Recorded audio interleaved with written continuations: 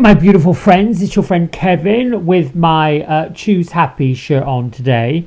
This is your Divine Daily Blast. Let's get right to it. I hope you're all well. I hope you're all rested and had a good night's sleep. Here I go again with this silly cloth. Sorry. All right, so we're in an angel numerology number 2 day, which could be seen as diplomacy, having faith, understanding that we have to move through what we're moving through, but we don't have to do it with force. We can stay the course. We can keep moving forward. Keep that momentum going. Watch the negative thinking today. Pull out the 8 of Swords, also the Hierophant or Wise Counselor, and call upon Archangel Jophiel and Raguel to help you manage any uncertainty.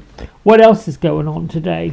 It is St. Michael's feast, also known as Michaelmas, and it's the first quarter moon, which is occurring in the sign of Capricorn. We're being advised to pay attention to the signs that the universe is sending us today underneath this Capricorn moon. We're also being asked to tune into the energies and allow them to guide us toward the people, the places, the situations that can assist with the forward movement, if that makes sense. Here are my isms. I am always in the flow of more and more greatness. Why would you not be? We are always. Things are always greater than they were before, unless there's a lesson to be learned, unless we've taken a turn that is not for our highest good, and then we feel the repercussions of it when we get disappointed or when we feel, this isn't a good thing. I am a spiritual heart warrior. What does that mean to you? For me, it is opening my heart to all. A heart warrior is standing up for what I believe in, standing up for my truth, being in integrity, trying to do my best wherever I possibly can. I expect my desires and intentions to manifest always. I expect my desires and intentions to manifest always. If we're not tuning into our desires, we're facing or forking a different direction. What direction are we facing, forking, moving? Where are our intentions? It seems we have been taught in this physical lifetime to follow what we've been told to follow. And some things work and some things don't work. And then we get to the age of maturity where we're finding out that what didn't work wasn't really what we wanted to begin with anyway. So, there's the lessons. A message from our guardian angels. We love a good time and a good joke as much as you do. Allow space in your life for lightness and joy in all moments, great and small. Here's your affirmation. I am a magnet for good hair days and spontaneous dance parties. I embrace fun in my life. Now, there's a lot going on that doesn't feel like fun. Taking out the rubbish, doing the chores, don't feel like fun. How do we make it fun? Well, I focus on, me personally, I'm going to have fun when it's done. So let's get to it. Done. Bush. We have Archangel Gabriel here with a message. Heal the child within. Last week we focused a little on forgiveness. And we have Archangel Metatron and Sandalphon, creating that sacred connection between God, the divine source energy, and everything that is in spiritual with the earth-bound experiences that we're having. Synchronicity, divine connection, understanding the lessons that we're being shown.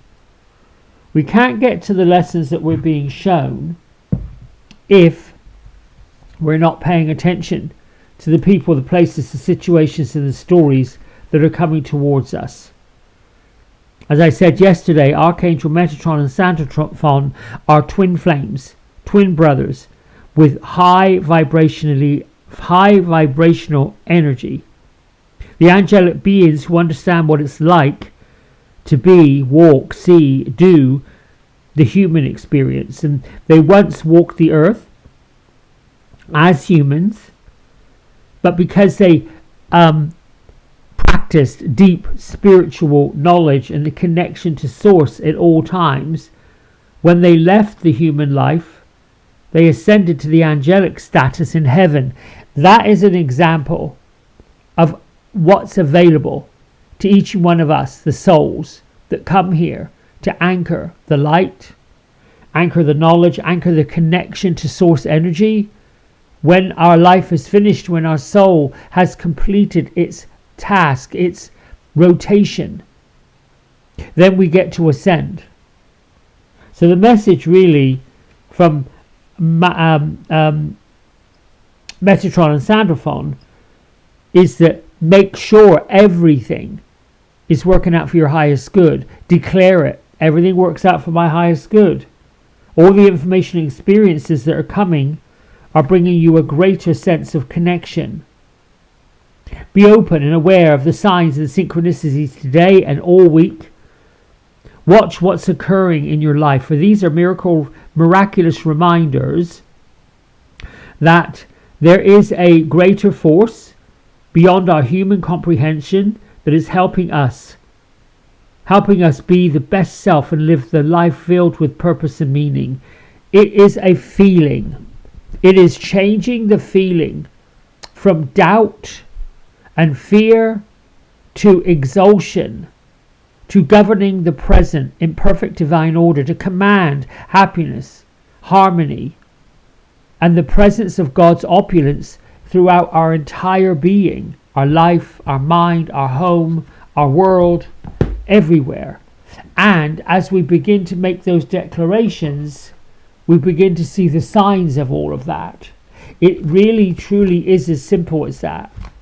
Which way are we facing, or which way are we forking? When you think about forks in the road, well, there's a choice. Sometimes there's more than one choice, but I probably would hedge a bet that we don't go backwards. Sometimes we do. Sometimes we say, well, I think we need to turn around and start again. We can turn around and give it another go. That's nothing wrong with that, providing we try our best not to repeat the patterns that caused us to have to turn around and start again. All right, fairies. Oh, they're sitting in a classroom. So they're sitting in this classroom looking up onto a hill with a great light. Oh, and Beatrice is now, she has her hands stretched up and out, and she is saying, bring the love of the divine towards you and let it match with the love of your source in you. In other words, her heart is blazed with love and good feeling. Her arms are outstretched, and she's pulling that energy from source right back. Oh, and then Gertrude has both of her wands in both hands, and she is commanding it. She is waving it. She's commanding that energy, basically saying, picture what you want, visualize what you want, and think of your wands as being the dowsers, those dowser things that people use. Think of those wands as being what you're going to use to attract it. And she said, try to be careful not to make it all material. That's fine if you want to, but try to make it, I'm going to use this card, try to make it more spiritual. Ask for more spiritual clarity, ask for more spiritual opening, ask for more spiritual guidance, ask for more spiritual energy. What's the energy? Manifestation. Okay, so you know, I am always in awe of what I see, and I love these stockings. I'm going to have to go out today and see if I can't find these stockings. They're just too delightful. See how she's gone. This is Beatrice. No, Gertrude, sorry. This is Gertrude. She's holding her wand up, saying, yeah, come on, you better bring it. Come on, bring it on. Let's go. I ain't got time for this. I got my stripy stockings on, and I want to manifest. So bring it, bring it, bring it. She got lights in her wings. She just has, everything's blooming and blossoming. What else is on this table? Oh, she has some tea. She got a feather. This really is about you getting into the power of the divine. And me bringing this message to you like this and the way this happened. Look in the distance. There's more light out in the distance. It's just trusting.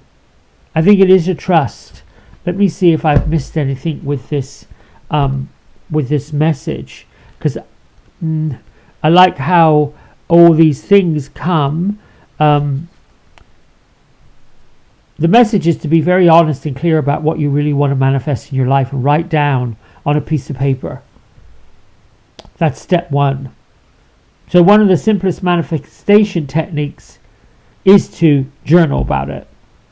Whether it's an idea, a wish, or a dream, the fairies are asking us to be honest with ourselves and very clear about what we want to have happen. This is an ongoing message. We are doing it all the time. I've said it a lot of times before. We're so in the habit of manifesting the madness, if you think about it. The things that don't work. The things that aren't working. Because that's where the focus went. That's what we hear. Turn on the news, you get a whole gutful of it. When I watched the nightly news, totally, not in awe exactly, but aghast at how you get 18 to 20 minutes, maybe not even that, 15 at most, of news. On and on and on and on and on and on and on. And in between, there are these commercials that tell you to take some kind of new prescription that's on the market. And normally, it's geared towards mental health. Woo! And I would be thinking, wow, we get this awful news and then they're asking us to take a pill because we don't feel so good about it. Just saying. We bought into lots of different theories. I'm not saying they're all wrong. What I am saying is we are the ones that have to decide what is right and what is wrong. We are the ones that have to decide what we're listening to, who we're listening to. Real quick, and I'll let you go because we're getting past time. Yesterday I learned that some spiritual folks, some of them I know, some of them I don't know, and really I think the message of spirit is pure and clear. It comes from source energy. Source energy says, listen, go do your thing in the morning and give people a way to start a better day, a way to start a better life. But yet I'm totally aghast at how so many who also have platforms are buying into the negative nonsense and pulling cards on it. The gentleman who was assassinated, killed, shot, what have you, blazoned on whatever streaming channels there were. Oof, some of the things that are being said, some of the things that are being written are not very spiritual at all. They're somewhat cruel. And I'm not going to name names because I think, why? That's leading down the path of judgment. That's not really what I'm about. What I'm about is the message is, what are you listening to? And why are you listening to it? Are you feeding into it because it's a habitual, a thing that you've done? We're all rubberneckers. We see something that's unusual in a wrong place, upside down, backwards, twisted. We want to look at it because it's got our attention. But the attention it gets, what do we do with it? Yesterday I learned from one of you, and I love it. I love this comment. Every stitch you do, crochet, sew, what have you, there's a prayer attached to it. And I just love it. That is what we pay attention to. That is the energy that's fueling the fire of love, of comradeship. There's an awful lot going on in the world, an awful lot. Your spiritual beliefs are really what comes from in here. And if the spiritual beliefs and the noise and the no sense at all information is not causing people to lift up, but rather causing people to be judgmental, I'm not sure that that's so pure and that's so clean and that's so clear. So then I have to question the integrity of the messenger. With that said, I'll let you go. I love you. Thanks for liking, subscribing, and doing all you do. Bye for now.